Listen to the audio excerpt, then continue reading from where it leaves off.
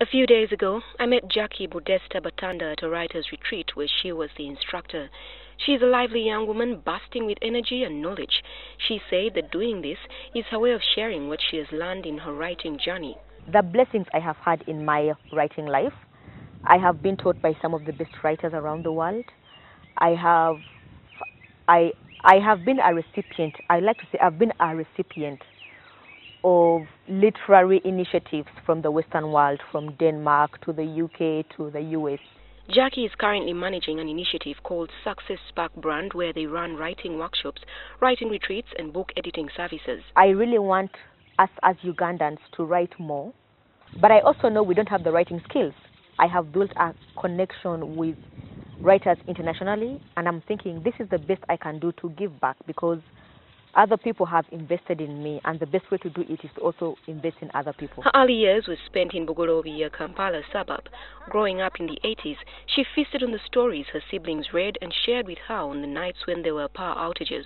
And they made it seem so real, and I wanted to go in those different worlds. I think I was a very impressionable child. Her mother passed on when Jackee was just 8 years old.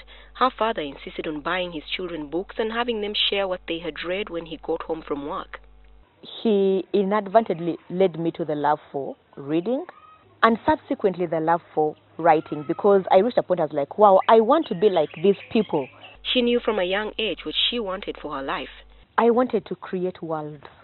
And how? With words. That young Jackee would definitely be proud of the 35-year-old Jackee today. If I was to go back to my young self, I would tell, you're on the right track. Don't worry, you're going to go places. She, like many children, was awed by airplanes and remembers waving up at them as they passed, imagining that someone would spot her and wave back. She relives that memory as a plane flies by.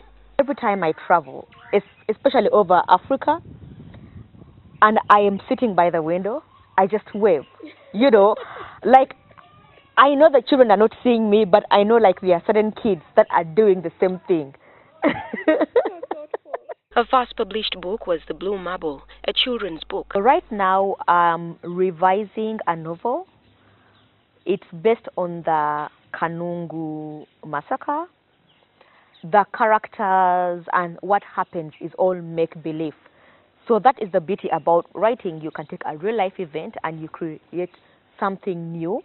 An excerpt from that book is featured in Africa 39, a collection of 39 African writers under the age of 40 who it is believed can shape the future of literature on the continent. Like Mark Twain, she believes that the day you realize what you're on earth for or to do is only second in greatness to the day you were born. Most highest way to worship God, I believe, is making use of the talents that you have, because then you impact people. She is quick to point out that it can be quite difficult to be a writer in Africa. Jackee comes across as very organized, not just in her home, but also with the way she goes about her life, setting timelines and working towards set goals. She remembers what it was like doing her master's degree in South Africa. When you take risks and you dream big, I love to believe that the universe, you send a message out and things start working in your favor. Because Jackee had fantastic grades at her undergraduate level, she got a postgraduate merit award, which meant that her tuition in South Africa was covered. What she had to do was figure out her living expenses, air ticket, and everything else. At that time, Oxford University Press in Britain had contacted me, so they wanted to run 2 of my short stories in their collection. It's called Oxford Bookworm series. Jackee was rewarded for her stories, and that money covered her air ticket.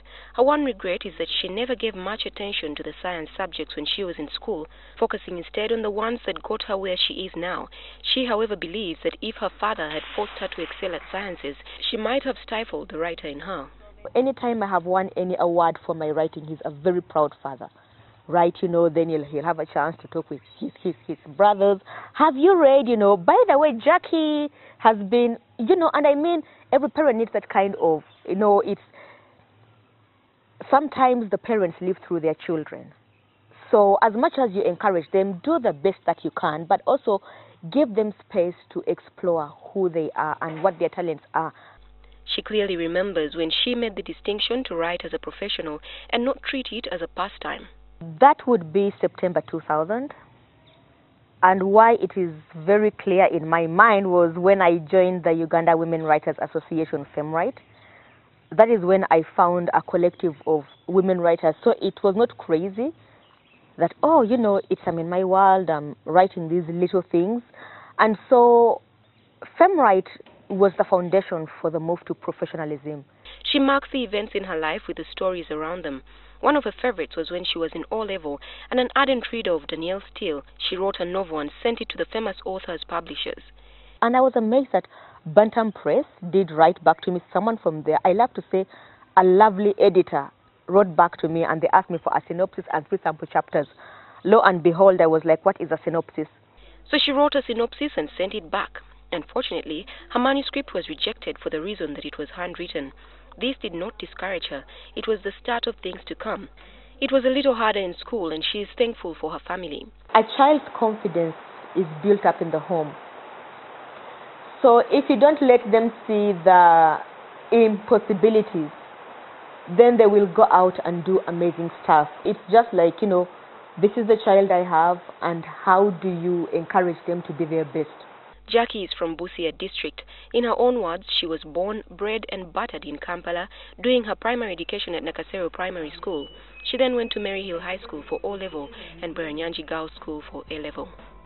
Josephine Karunji, NTV.